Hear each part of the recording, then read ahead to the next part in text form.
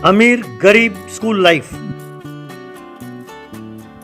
जैसलमेर नाम के गांव के बाहर एक सरकारी स्कूल था। उसके पास ही अमीर बच्चों के लिए एक प्राइवेट स्कूल भी था। इन दोनों स्कूलों के बीच में सरकार ने एक कैंटीन बनवाया बच्चों के लिए। वहां दोनों स्कूल के बच्चे आकर टिफिन करते थे।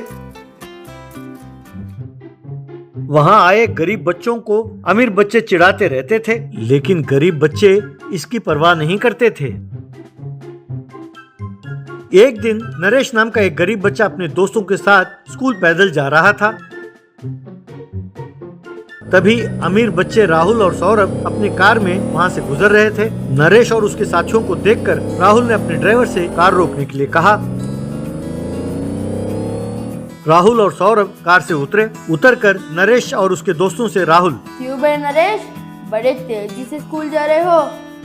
कहीं बायोडाइवर्सिटी पर ऐसे लिखने के लिए तो नहीं जा रहे हैं ना? वैसे तुम जानते क्या हो जो लिखोगे? अरे उनको जाने की क्या जरूरत है यार। वैसे उन्होंने नाम क्यों दर्ज किया पता है? ताकि वो हमारे स्कूल आए और हम जैसे अमीर बच्चों के साथ हमारे ही क्लासरूम में आकर थोड़े देर के लिए बैठे, इसलिए किया है।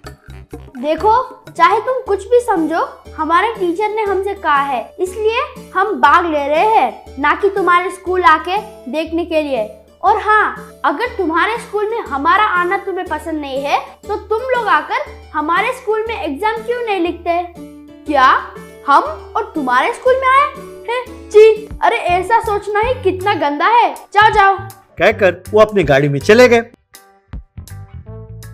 यूं कुछ दिनों बाद गरीब बच्चे और अमीर बच्चों ने मिलकर अमीर बच्चों के स्कूल में एग्जाम लिखा।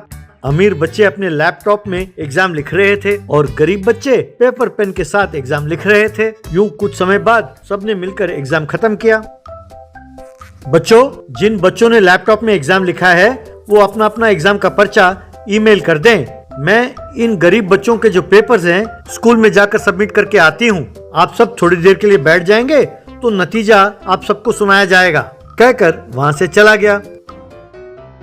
यूं कुछ समय बीतने के बाद राहुल नरेश से, क्यों भाई नरेश, यही बैठे हो? यहाँ के कुर्सी और एसी सब अच्छा काम कर रहा है ना? चलो तुम सब यहाँ से दफा हो जाओ। तुम सबको एक मार्क भी नहीं मिलेगा। और कितनी देर बैठोगे यहाँ पे? ये बात सुनकर दुखी होकर सब गरीब बच्चे उठकर जाने लगे कि तभी वहाँ के प्रिंसिपल और गरीब स्कूल के टीचर वहाँ पहुँचे। देखो बच्चों, हमारे स्कूल के बच्चों ने एग्जाम बहुत बढ़िया लिखा था, लेकिन नरेश और उसके साथियों ने बहुत ही अद्भुत पेपर लिखा है। हमारे स्कूल के बच्चों की तरह ना ही उनके पास लैपटॉप थे, ना ही कोई टेक्नोलॉजी। फिर भी अध्यापक ने जो पढ़ाया वो सब सीख कर उन्होंने बहुत ही अच्छा लिखा है। उन्होंने बहुत अच्छी तरह से ये विवरण किया है कि मानव को धरती पर कैसे रहना चाहिए और धरती के बाकी जीवों के साथ कैसे मिलजुल कर रहना चाहिए और इस धरती की सुरक्षा करनी चाहिए। इतना ही नहीं, उन्होंने पर्यावरण को बचाने के लिए कैसे प्लास्टिक को कम इस्तेमाल करना चाहिए, पेड़ पौधों को उगाना चाहिए और इलेक्ट्रिक व्हीकल्स का प्रयोग करना चाहिए, ये सब का भी विवरण किया है। सौर ऊर्जा का भी उन्होंने विवरण किया है। आप सब इनका हौसला बढ़ाएं और ताली बजाएं। तब सब बच्चों ने मिलकर ताली बजाई।